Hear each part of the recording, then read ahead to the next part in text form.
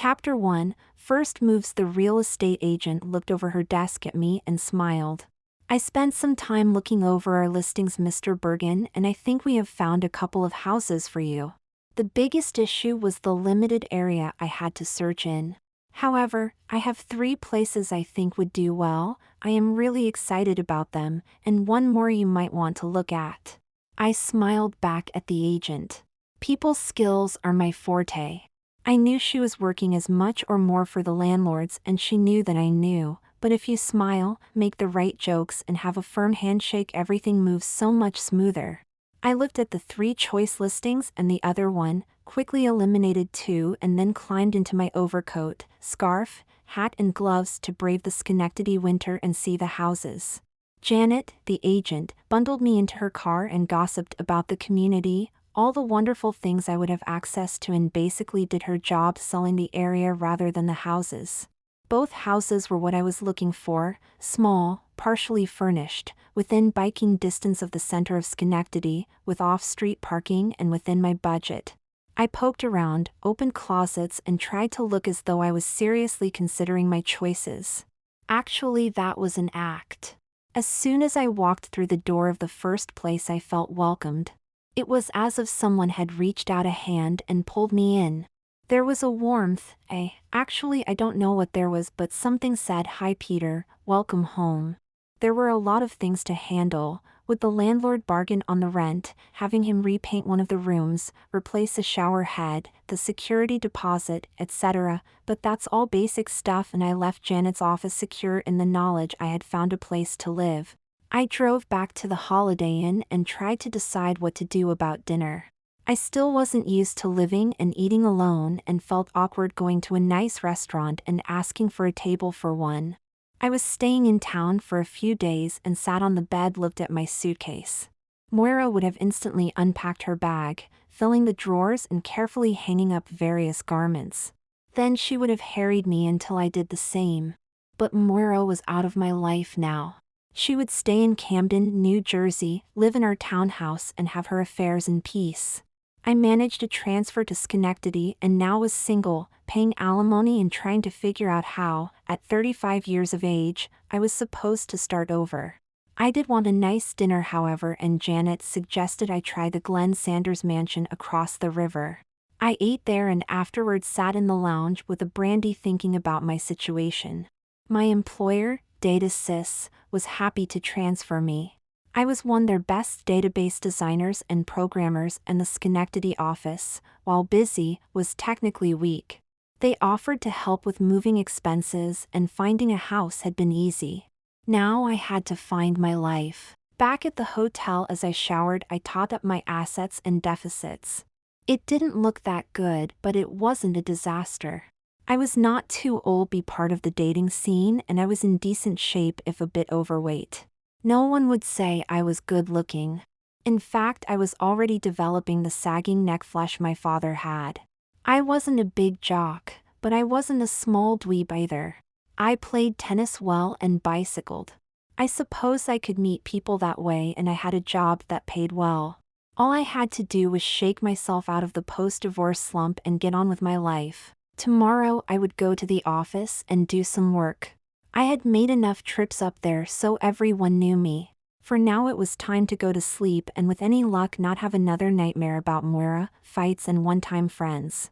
The situation at the Schenectady office of DataSys was common enough. It was swamped with work but couldn't find enough skilled programmers to do the jobs.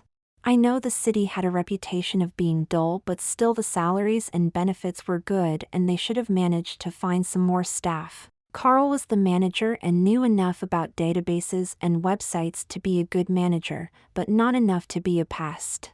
Michael and Claire were a married couple who shared a job, working about 50 hours a week between the two of them, and were pretty good at website design. Then there was Nancy, a retired school teacher, who could do simple database and website work, but that was about all. A few other staff members drifted in and out, but mostly they taught Windows courses rather than built systems. Finally, there was Joanne, the secretary, who nodded at me as I came in while she juggled a couple of calls at once. I brought a lot of experience with Access, FileMaker Pro, and MySQL to the office and wasn't a bad hand at websites either. Best of all, I was a good public face. I could talk to small shop owners or large corporations and smile and nod, and most of all listen. I spent the day setting up my cubicle, talking with the others and looking at some SQL code that wasn't doing what it was supposed to do. Over the next few weeks I spent a lot of time in Schenectady. I moved my base of operations from the Holiday Inn to a suite hotel and put in long hours at the office. I also saw a show at Proctor's, a wonderful restored vaudeville theater, found a nice lounge where I could drink with other business types, and took a side trip to Saratoga. Then I rented a U-Haul truck and, with my friend Andy helping, moved my few belongings from the apartment in New Jersey to my new home in upstate New York. I didn't have a lot to bring. There was a stereo and a TV. I had my bicycle and a box of books. Finally, there was my favorite chair, a reclining lounger I was addicted to. The apartment was pretty well furnished, but I had asked the landlord to remove one easy chair in the living room, and I was going to place my lounger where it sat.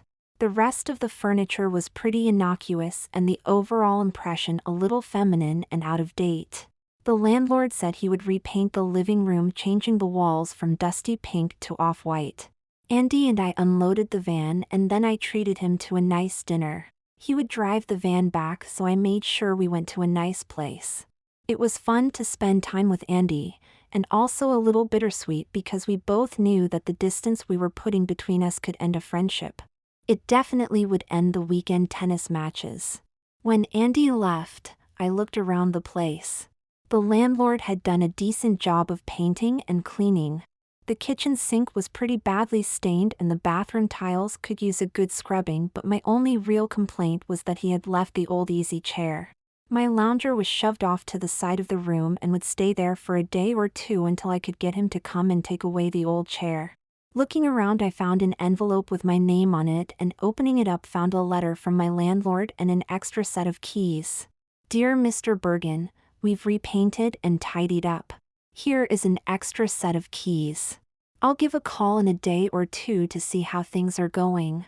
We didn't take the easy chair.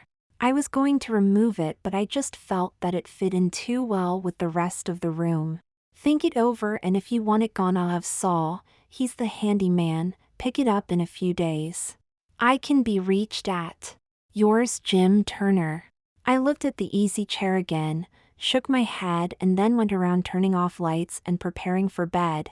I wasn't unpacked yet, but I had the next day free, so I just showered and tumbled into bed. To my surprise, I fell asleep quickly and woke when the morning sun announced that my bedroom windows faced east. Chapter 2. Alone. I had nothing in the house for breakfast, but I knew of a diner nearby and sat in a booth looking over the local paper and sipping coffee while planning the rest of the day. I needed to stop at a hardware store and a supermarket. I still hadn't decided if I was going to get a phone or just use my cell. I had unpacking to do and some pictures to hang. Right now, though, it was nice to be sipping coffee on a Wednesday and to not be at work. I also thought about the dream I had. Since that first blow-up with Moira, when she admitted not only the affair I accused her of but two more as well, my dreams had been nightmares and anxiety sessions. The prior nights had been pleasant if odd. In my dream, I was sitting in the living room in a bathrobe. Unlike my terrycloth robe, this one was dark blue silk. I was talking with a woman, but I couldn't see her. It was as if we were constantly switching places. When I talked, I was in the old easy chair and she was on the couch.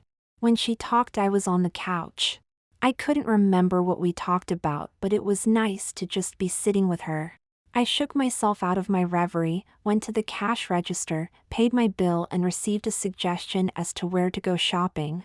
Then, directions in hand, I got into my car to find Balltown Road and the local Price Chopper, Target, and Lowe's.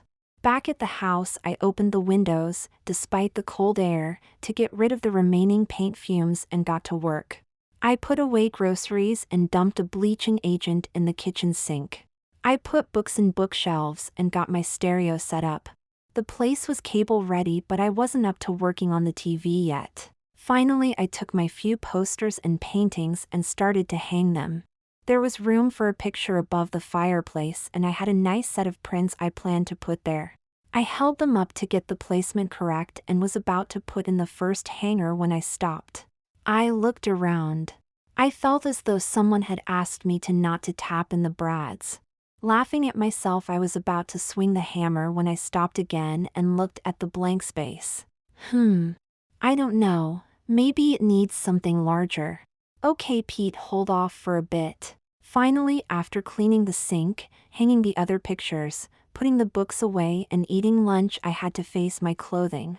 I don't know what it is. I'll clean, I'll shop, I'll do little around the house jobs, but I hate putting away clothes. Not that I had that many. In the bedroom, I hung up a few suits, slacks and jackets. I moved my underwear and shirts to the dresser I had brought from New Jersey. Shoes were tossed onto the floor of the closet, and all that was left was summer stuff. I planned to put that in the spare room, and gathering it up, I walked across the hallway and pushed open the door. The spare bedroom was a dull little space. A bed frame with no mattress sat against one wall. A small dresser was placed in a corner. Light came from a single ceiling fixture. There must have been carpeting in the room once. I could see the staple marks in the wood floor. I looked around.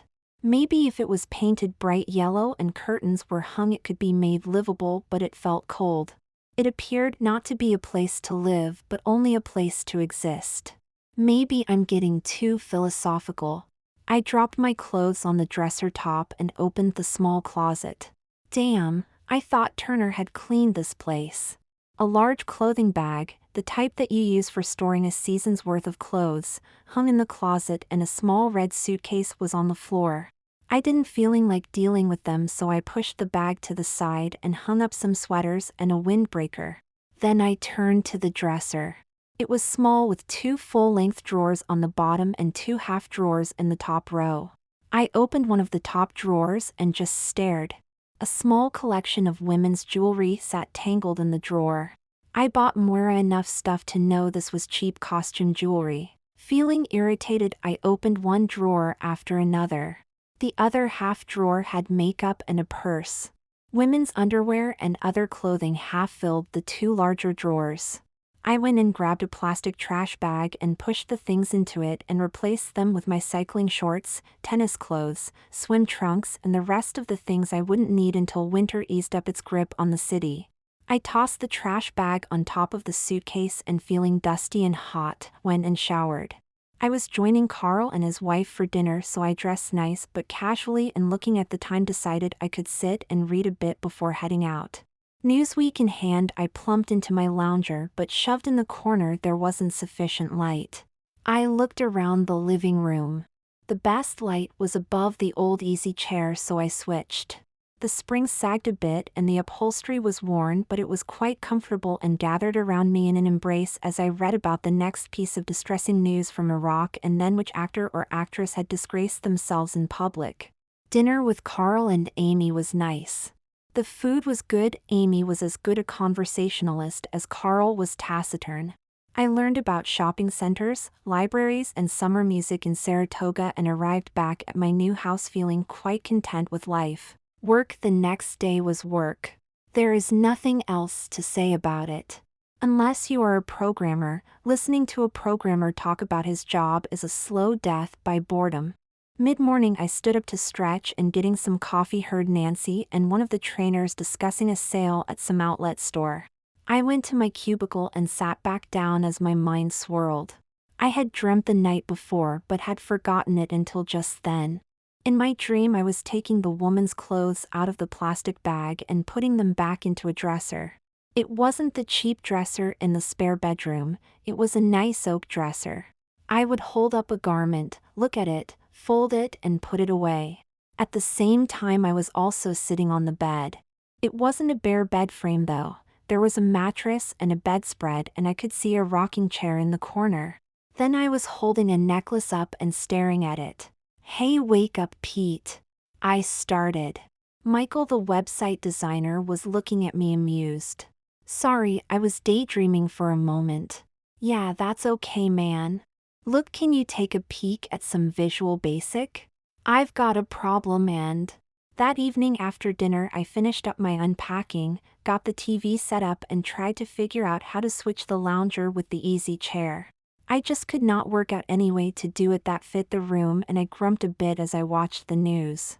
Before going to bed, I sorted through some clothes I hadn't yet put away, and taking some lightweight stuff went to hang it in the spare room.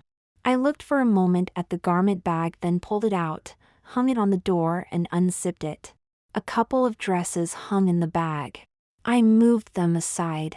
There were some skirts on hangers, a pair of slacks, a dark blue dressing gown, and a few blouses.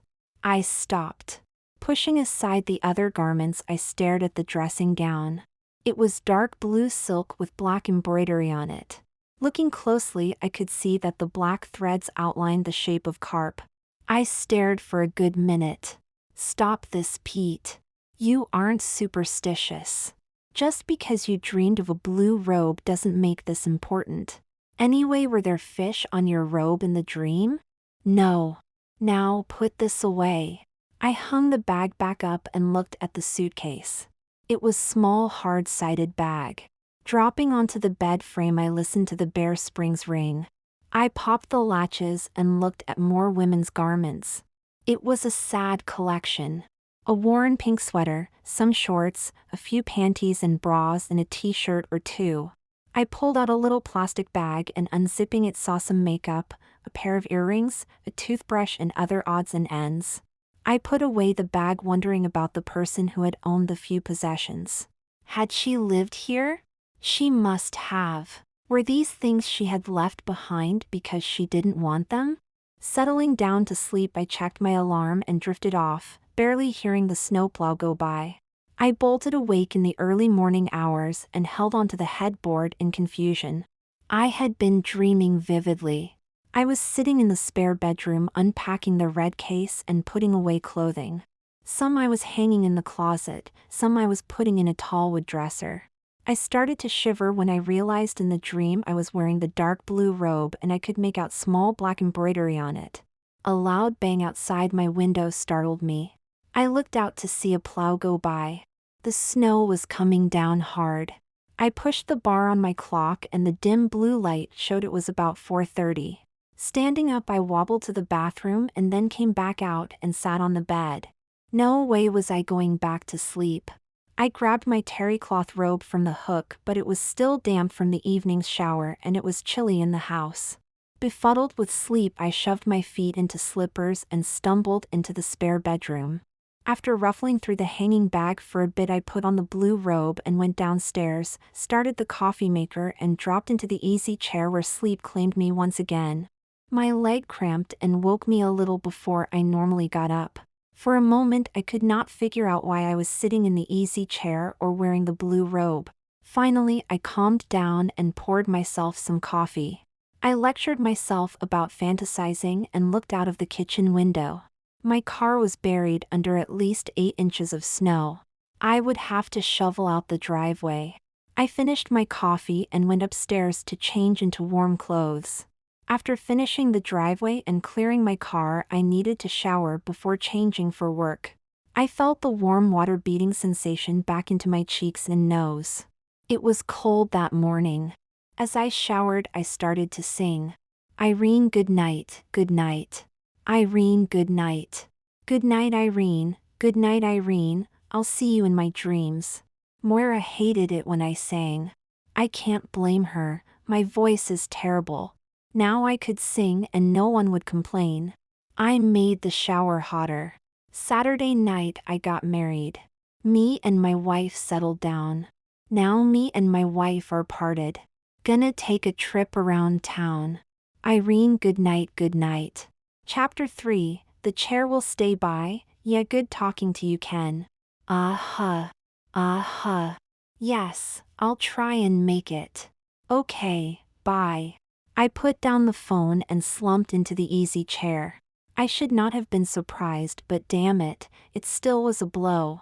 Ken was a good guy. He called to tell me about a party at his place in Patterson and then in passing mentioned that Moira was now seeing an old tennis buddy of mine, some guy named Andy. I felt betrayed. Sure, Andy was single and so was Moira, but still. I went back and stared at my half-finished dinner and dumped it in the trash. My beer was almost finished, so I swallowed the remainder down and poured another. Staring out at the dark winter street, I started to curse slowly. I cursed Moira. I cursed Andy. I cursed myself for marrying Moira in the first place. Somehow one beer followed another and I stumbled to bed lying face down on top of the covers. The hell with it all, I said, and then I started to cry. I kept my face in the blankets and must have drifted off dreaming of someone softly massaging my neck. It was someone I didn't know, someone who shared the pain of betrayal. Someone who softly spoke to me telling me it would be all right. I awoke in the early morning hours when the urgency of my bladder overcame the alcohol and I found my way into the bathroom. My mouth felt terrible and my head ached. I washed my face and then took off my clothing. Maybe I'd call in sick tomorrow and spend the day moping. A bag from the Sports Authority lay on my bed. I had picked up a running suit the previous day. I took it into the spare bedroom and tossed it onto the bare springs of the bed frame. As I turned to leave, I noticed something caught in the frame. It was wedged against the wood where the head of the bed would be. Bending over, I pulled and poked at it until finally a wooden comb came out in my hand. It was the kind that women wear in their hair to hold a bun or braids in place. It was simple and beautiful. I turned it over looking at the carved lines. I almost tossed it into the trash, but there was a poignancy in the little piece of wood jammed there, forgotten in the bed frame. I decided to put it in the bag with the other things I had found and pulled the bag out of the closet. Opening the bag, I pulled out the pink sweater and stared at it. Who were you? Why did you leave these things? Pretty poor stuff though, I guess. I slowly looked through the bag looking at the worn underwear, cheap blouses, and costume jewelry. I had come from my bedroom wearing only boxers and started to shiver. Without thinking, I reached over and pulled on the sweater. Dimly I noticed that it sort of fit me and realized the woman who had left the items must have been quite large. The edge of the bed frame started to hurt my thighs, and leaving the clothing scattered on the floor, I went back to my bedroom, tossed the sweater aside. I lay down and pulled the cover over me. Christ, it's almost 2 o'clock, but after a few minutes of tossing I knew sleep was not about to come. I kept seeing the clothes scattered on the floor of the spare room. Getting out of bed, I shrugged on my terry robe, picked the sweater up from the floor and trudged back across the hall, the cold boards making my feet ache. One at a time I picked up the garments, folded them, and pushing my clothes to the side of the drawers laid the old garments next to them. Oh hell's bells, why did I do that? I stared at the clothes now taking up most of the room in the dresser. I almost took them out when a wave of tiredness swept over me and I managed to make it to bed before crumpling. A deep sleep engulfed me and I lay without dreams until morning. I did make it to work that day. A cup of coffee, some quick repartee, and I woke up and stayed awake. The hardest part was an office meeting in which we spent a lot of time discussing refurnishing the 2 classrooms. I managed not to doze off, but it was close, folks. It was close. Leaving that evening about 6:30, I fended off invitations to go out drinking and stopped at the diner for a quick bite before going home. The chair, a beer, and a magazine seemed like the loveliest thing in the world. I glanced over the mail, settled back in the old chair, and lifting the New Yorker tried to stay awake. Would you help me hang the oil painting over the mantel? Sure. I was thinking of putting up some prints there, but okay. I barely noticed I had replied and went back to the cartoons. Thanks for putting away the clothes last night. I think the painting of the pines would look good there. No problem. I started awake. My heart was racing. I stared at the couch and then at the mantel. No, I was alone, just a dream. I got out of the chair shaking my head to clear the cobwebs. It seemed so realistic. A woman had been talking to me. I could almost see her but not quite make her out. I searched my memory. Had I actually seen her? Older than me, maybe 40, sort of dumpy with long brown hair piled on top of her head. Not attractive, overweight. Hold on, Pete, stop this. I couldn't though. I could almost see the woman in my dreams. She had been wearing a brown skirt and a blue and white blouse under that. She had on a rumpled pink sweater. I felt as though someone was pushing me in the small of my back as I went upstairs to the spare room. Slowly, I opened the hanging bag and pulled out a brown skirt and blue and white blouse. I held them in each hand looking and then held them to my face. I felt the cotton of the blouse against the stubble of my beard and my hands crushed the velour skirt. I tried to see the person who wore them. My cell phone played a passage from Bach and my reverie was broken. I angrily said yes and then recovered and in a more normal tone said hello. It was Turner, my landlord. He apologized for taking so long, but he could come over and remove the chair this evening if I wanted.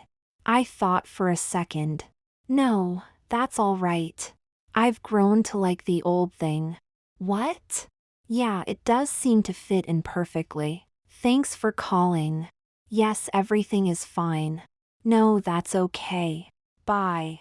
I stood there in the spare bedroom with the clothes in my hand. I carefully laid out the brown skirt on the old springs of the bed frame. I put the blouse above it, spreading the arms as if it was on a person. Then taking the sweater out of the closet, I laid it across the two. Yes, that is what she had been wearing. I stood there for a minute staring. Christ, my imagination was getting out of hand. Looking at the skirt, I noticed that the owner must have been quite large. I picked it up and held it against me. I could wear it. I shivered a bit and went downstairs to put on the kettle for some tea. Settling down in the chair, I realized I was still holding the skirt and I draped it across my legs like a throw. Yeah, she must have been a large woman. I thought about it for a bit and tossed the skirt on the couch. The kettle was whistling and I made tea and read a bit. Before going to bed, I called my sister and we talked for a while. It was only when drying off after my shower that I thought about the skirt. Damn, I had left it on the couch. Naked though I was, I quickly went downstairs without turning on the lights and in the dark room located the skirt and took it back upstairs. It brushed against my legs as I walked and I stopped. Giggling like a schoolboy, I took it into my bedroom and standing in front of the mirror, I pulled it on, the elastic waist easily sliding over my hips. I pretended to dance a hula. I stopped suddenly. The passage of the brown velour across my thighs and penis was intensely erotic. Suddenly the weeks, no months, of celibacy became a major issue. I pulled off the skirt and grabbing tissues masturbated to a massive climax and then with my heart pounding sat on the side of the bed. Lying in bed, I kept thinking about the electric current that had passed through me when I wore the skirt. I drifted off and in dreams with no plot or logic, hung pictures, hung clothes in a closet, made beds and sang softly in a woman's voice. Sometimes I live in the country. Sometimes I live in the town. Sometimes I take me a notion to jump into the river and drown. Irene, good night, good night. Chapter 4, Irene. It was Saturday and I slept in late. When I finally got out of bed and finished breakfast, I stared out the window. It was sunny and the wind had died down. Pulling on a parka and hat, I went for a walk around the neighborhood. Finishing my loop, I passed my neighbors coming back from a walk, and as I petted their dog we talked and I ended up going in with them for some coffee. The Guptas were a nice Indian couple. He taught at Union College, she worked at the local hospital. We passed the time learning about each other and I learned more about my neighbors on the other side and across the street. It was only as we finished the coffee and I was making my excuses so I could leave that Mr. Gupta mentioned my house in passing. Yes, it is nice to have someone in the house again. So tragic, you know. What? Oh, in your house. Did not the realtor tell you? Mrs. Gupta took over the story with all the relish of one who loves a tragedy. It was so sad. You see, the Maxwells who lived there, John and Gloria, that was their name, John and Gloria Maxwell. You see, their sister, Gloria's sister, John's sister-in-law. She went through a nasty divorce and lost everything. So she came to live there. It was bad from the start. You see, Gloria and Irene, they never got along well. I interrupted. Who? Oh, Irene, That was Gloria's sister, the one who was divorced. She moved in from Pittsburgh. I always pitied her. I mean, she was shoved in that dingy little room and she brought almost nothing with her. Gloria didn't like Irene, while there wasn't much to like. Irene was this big dumpy thing. She was nice enough, I suppose. I mean, she smiled and would come over and feed Poochie and take him for walks when we traveled. She wasn't really anything. Mr. Gupta cut in. True, she would take walks around the neighborhood always dressed poorly. She did look a sad person. Very sad. We talked once, said Mrs. Gupta. When she left Pittsburgh, she had some clothes and 2 possessions she treasured. She had an oil painting from her parents' house and this little wooden comb from when she was a child. She always wore it. What happened to her? Where is she now? Mrs. Gupta looked distressed. Oh, that's right, I didn't say.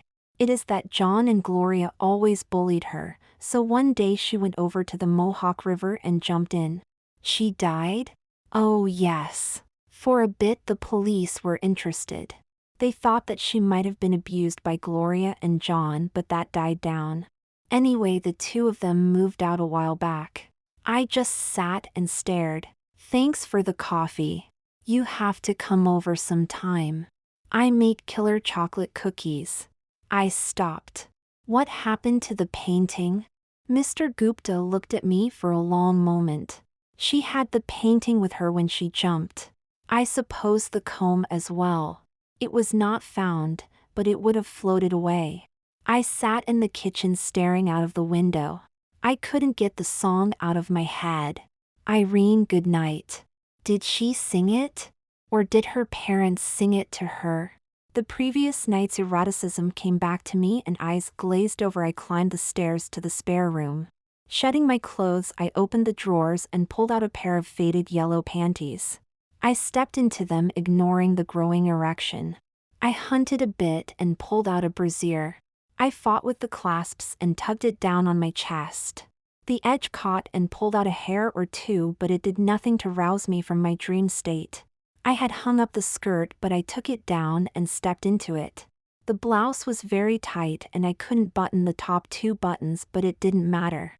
Wrapping the pink sweater around my shoulders, I went back downstairs and sitting in the kitchen sat at the table and began to cry. I cried for Irene. I could guess the story. 40 years old, unattractive and tossed by her husband for another woman.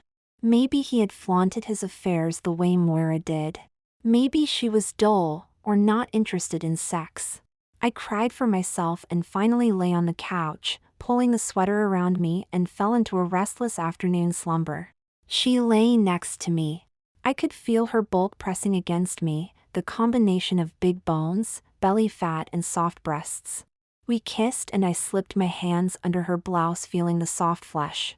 Our lips met, tongues moved together, and I rolled on top of her, pushing in again and again as she pulled me into her, and I came gasping and bucking in passion. When I awoke, I became unpleasantly aware of the stickiness and warmth in my crotch. Tottering upstairs, I lifted the skirt, peeled off the panties, and tossed them on the bathroom floor. I looked at myself in the mirror and quickly removed the rest of the clothes, tossing them from me as if they were pest-ridden. I stepped in the shower and first with hot and then with cold water washed until I felt cleansed. At least physically. Emotionally, I was a wreck. I swore under my breath and prepared to cram all of Irene's clothes into the hanging bag and drag it to the curb for the Monday pickup. As I came out of the shower, I stopped sharply. My eyes rested on a small wooden comb on my dresser. It sat next to my watch, plain dark wood with simple carvings. I picked it up and then looked at the ceiling. Irene. Okay, I know you aren't really here. Well, I'll pretend. Irene, who are you? What do you want? Are you stuck in your small room, in your small mind? You can come into the bedroom here if you want. I laughed at myself and getting dressed went to have a snack and then go to work out at the gym. It was while I was on the treadmill that I realized that under my breath I was still humming the song. I let myself continue and the virtual miles went by as I ran with Irene. Chapter 4, Small Treasures When Work Piles Up. Parties take up evenings, weekends are spent coding and you can't seem to find a moment to breath. The rest of life gets pushed aside. One of the trainers slipped on her front steps, then Claire came down with the flu and I inherited a lot of work with tight deadlines. When it was all over, I asked for a day off and taking a long weekend drove to Philadelphia. I saw my parents, dropped in on some friends, came back by way of my sister, and on Sunday evening was back in my house and relaxed for the first time in what seemed like ages. I had wrestled with my thoughts a lot during the trip, particularly when visiting my sister. Carol was a few years older than me and a psychotherapist. We had fought like cats and dogs as kids and grew to become good friends as adults. I wanted to talk about the house with her but couldn't bring myself to open up. It wasn't just what had happened, it was what I was thinking about while I traveled. As I drove from place to place, as I sat at dinner with my parents, as I drank with my friends in Philadelphia, one thought kept coming back. When I get home, I'll be all alone. I can light a fire, make some tea, dress in Irene's clothes and be safe and warm. I pretended to myself there was nothing on my mind when I got back. I brought in the mail and the papers and sorted through them. I turned on the kettle and lit the fire. I went around the house and drew the shades.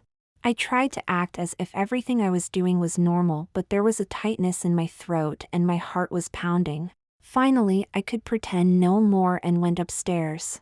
This time I thought about what I was doing and slowly went through the clothes in the spare room. I brought in a chair and I laid a large towel over the springs of the bed frame. Sitting down, one piece at a time, I went through the underwear. I opened up the hanging bag and hung the garments on the closet rail. When I was done, I stepped back and looked. Hanging there was a gray cotton dress with thin light blue stripes. I took it down and held it against me. The thin fabric was wrinkled and one of the buttons was loose, but I was sure it would fit me. I draped it over the chair and turned my attention to the underwear on the towel. I picked up a pair of pantyhose. The label said Q1, which I suppose was the size. After taking hose off Moira many times, these seemed enormous. I picked up and looked at a faded white brassiere, 40C. Moira had worn panties with her hose, so I selected a pair of blue panties and put them on the side. Then I put away the rest of the clothing, taking the dress and underwear into my room. By this time I was sweating a bit and I decided to shower. First though, I shaved. Then I scrubbed my hair and reminded myself I needed a haircut. My hair wasn't long, just starting to look a bit scruffy. I put on the blue robe and looked at the clothing. Oddly, as tense as I was, I didn't feel sexually excited. I was quivering but not aroused. I sat on the edge of the bed and pulled on the panties, then rolling the legs the way Moira did, I slid into the pantyhose, feeling an uncomfortable compression that became a feeling of support as I got used to it. When I finished clipping the bra clips and sliding my arms through the straps, I looked at the empty and sagging cups. Feeling foolish, I searched through my dresser for some thin dress socks and stuffed the brassiere. Then I slid the dress over my head and buttoned the buttons one by one. I turned and looked in the mirror. I don't know what I expected to see, certainly not a woman. I looked at my reflection, a man in his mid-30s, a little overweight, clean-shaven, wearing a cheap gray dress. I wasn't disappointed, however, somehow it seemed okay. Something was missing though, and I continued staring and then went back to the spare bedroom for the bag of makeup and the collection of costume jewelry. With shaking hands, I applied the bright red lipstick and then brushed on some rouge. There were some clip-on earrings and I put on a pair, only dropping the left one twice before I managed. An imitation gold bracelet completed the outfit. Standing in front of the mirror again, I noticed my feet were cold, so I shoved them into my fleece slippers and looked again. I suppose I looked ridiculous, but it wasn't important. I shrugged the pink sweater on and went downstairs. Throwing another log on the fire, I sat in the easy chair and stared at the flames and did nothing. I felt the warmth of the fire on my face and closed my eyes. The image of the fire stayed with me and I thought about the blank wall above the mantelpiece. I had to put something there. I needed something to fill the gaps, so I had something to look at on those evenings when I sat here.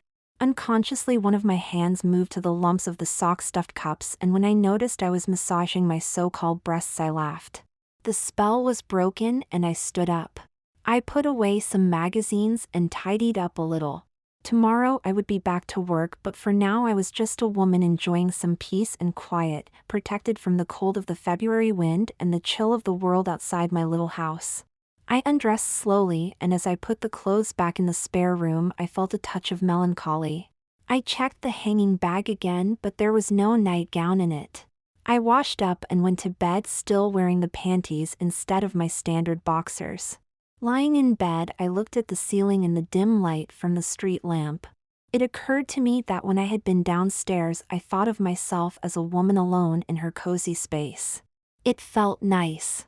I wondered if I should call my sister and talk about this, but drifted off to mixed-up dreams of arguing about databases and trying to make flight reservations to Albany. That morning, preparing for work, I spent a minute or two going around the house checking to make sure I had put everything away. As I closed the closet in the spare room, I thought back to the previous night when I was disappointed that there wasn't a nightgown. I looked into the dress to see if there was a size 16.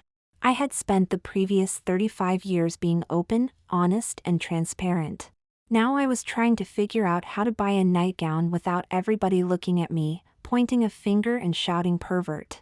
I suppose it is a mark of my naivete that it wasn't until I was back home that I thought of using the internet. Looking back, it was really funny. My laptop was in the kitchen, and even if someone climbed up and looked through the window, all they would have seen was the HP logo on the back. Nonetheless, I lowered the blinds. My fingers kept mistyping, and strange combinations of words popped up the oddest searches on Google. Finally, I calmed down, and thinking more clearly, I remembered the name of a store for women with the word plus and typed in nightgowns plus size. At first I looked at nightgowns I would like to see a woman in, but they all seemed wrong. I realized I needed to be looking for nightgowns that a woman like Irene would wear. Of course, I didn't really know her, but I could imagine. They wouldn't be expensive and might have a little decoration, but nothing fancy. From the Soft Illusions website, I chose a long pink flannel nightgown with a little embroidery around the neck and pleated short sleeves. Then I had to choose a size and ran into a problem. I assumed that the nightgowns would use sizes like the dress in the bag, but I was wrong. Fortunately, I spotted a link to a size chart and ended up deciding I was a 1X. The website was fascinating though, so I kept looking and persuading myself that I wasn't out of control, ordered a package of 3 cotton pastel panties as well. Putting in my credit card information was hard because it needed a name, but told myself that surely some women used their husband's cards. All in all though, I was glad when I closed the site and could sit back and breathe. The next few days I would look at my porch when I came home and then remind myself that orders take time. I worked, I went out for dinner with some of the others from the office, I avoided the spare room, I looked at the porch. When the package finally arrived, I actually glanced up and down the street as if embarrassed to pick it up. I brought it inside with the mail and forced myself to put it aside until I hung up my parka and sorted the mail. Then I almost ran upstairs to my bedroom and tore open the package. Standing in my bedroom, my heart pounding, I pulled the pink gown out of its plastic wrapping. I held it up and looked at it, and then holding it against me looked in the mirror. I rubbed the soft fabric on my face and then laid it out on the bed. I opened the package of panties and taking a light blue pair put it on top of the gown. A feeling of gratitude spread through me. I was happy. I put the yellow and pink panties on the bed beside the gown and stepped back. The 4 items were nothing much. I had spent less than $60 on them including shipping. That was unimportant. I felt enriched as I looked down and thought about sleeping in them that night. Chapter 5. In the pines I lay in bed. Occasionally I let my hands run along the soft cotton of the nightgown. The clinging tightness of the panties contrasted with my standard boxers. I felt excited, guilty, even lightheaded, but most of all contented. I even thought about Moira for a brief moment and laughed. Oh, she would have sneered at me, but somehow lying there in a nightgown and panties seemed to be almost taking a slap at her. I can't describe it. My light was still on, and once I got out of the bed to take another look at myself in the mirror. After a while I drifted off to sleep and slept soundly till my alarm woke me, rested and happy. Breakfast that morning was in the blue robe and the nightgown. The paper was left on the porch and my heart pounded as I opened the door, snatched the paper and then was safe inside again. I drank my coffee, read the news and occasionally would chuckle as something reminded me of what I was wearing.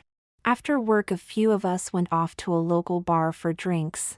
And a trainer who I had casually flirted with once or twice commented at how relaxed I looked. I enjoyed myself and laid the groundwork for future drinks and who knows what. When the crowd broke up I knew I had turned a corner. I dreamed that night. I was sitting at the kitchen table talking with Irene. I can't remember what we said, but I could feel the approval. The clothing, the house, and everything was working out. In the morning I folded the nightgown and put it away and tossed the panties in the hamper. On the way to work I planned my day. After work I had to go shopping. I still needed a lamp for the house and a couple of bath mats. As much as I hated the thought, the mall beckoned. I'd pick up a quick dinner after shopping. As I pulled into the parking lot I made a decision. I'd ask him to have dinner with me and on Thursday. I could feel my smile reflecting off the windshield. And turned me down, but in a way that indicated she wanted to be asked again. Then she invited me to join a few of her friends going cross-country skiing and promised not to laugh at me when I told her it would be my first time. The rest of the day went well and when I left about 6 o'clock I was ready to face the mall. Okay, I hate malls. I hate shopping. I used to irritate Moira because I would make up a list of things I had to buy, rush through the stores and then announce, okay, we're done, let's get out of here. Moira would be just warming up and ready to wander from store to store. I had my list and hit the stores I needed, and with a box containing a desk lamp and a bag holding 2 mats I began my journey back to the exit and freedom. I walked past the shoe stores, kitchenware shops and then, as if hitting a wall, stopped dead in front of a frame and print shop. Normally I never window shop and when I do it's at bookstores or men's clothing stores.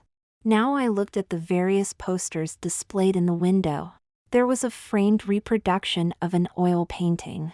It was a scene of scrub beach pines on a dune. A weathered fence cut through the pines and a glimpse of the water could be seen past the sand. It was framed and looking back at me as if illuminated from some hidden source. I walked into the shop, took another look at the picture and had it wrapped and was out the door in less than 10 minutes. Then feeling almost nauseous from emotion I managed to get all of my packages to the car. I breathed deeply for a few minutes before driving home and sat in the driveway for a little while. Sitting in the car I stared at the darkness with the occasional flake of snow. I did not want to move but the car was getting cold.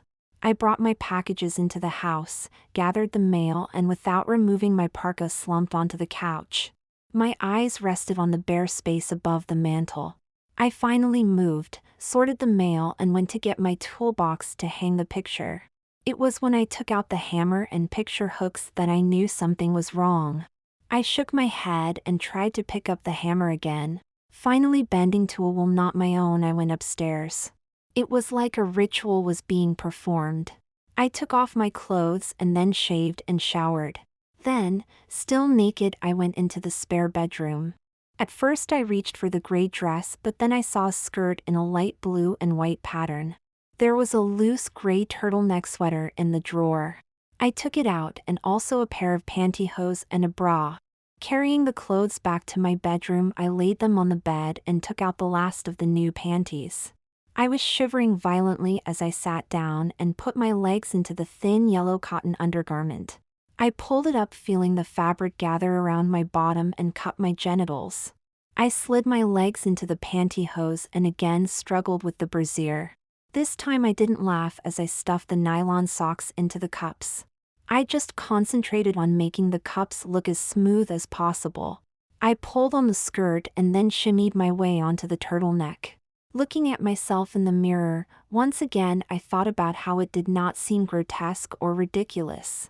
Back in the spare bedroom, I gathered earrings, a necklace and a bracelet and the bag of makeup and then slowly finished dressing. I tasted the lipstick and could smell the powder. I turned my face from side to side feeling the earring swing and then shut off the light and went downstairs. This time I picked up the hammer with no hesitation and standing on a kitchen chair hung the painting above the fireplace. I stepped back and looking at the scene felt a flood of emotions surge through me. Walking to the easy chair I felt the skirt brush against my thighs and the pressure of the brassiere. I sat down and looked around me. Until that moment I had been in a house. Now I was home. In time my stomach reminded me that I had not had dinner and I made a sandwich and some tea. Sitting at the kitchen table I ate my sketchy meal and went through the mail. The urgency I had felt to dress up was ebbing and I realized I had no desire to wear the nightgown and panties to bed. When I finished cleaning up I stared at the picture and felt words coming up that needed to be spoken. Yes, I see. You are welcome. I went upstairs and fetched the wooden comb and with tape stuck it to the back of the painting. Then I straightened the painting and felt that my work was completed. That night I separated the underclothes from the dresses, skirts and other garments. I put the underclothes in a plastic bag to be thrown out and hung the rest in the garment bag to be brought to the Salvation Army. I took a long look at the nightgown before hanging it up, but I didn't need it anymore. Something had been accomplished. Something had been laid to rest. In my dreams that night I made long and wonderful love to Irene, but it was a different Irene. She was younger, happier, full of life and looking lovely. When I awoke in the morning she was gone, but I swear, I really do swear I could smell a touch of perfume in the air and hear a young woman's voice singing softly in the background.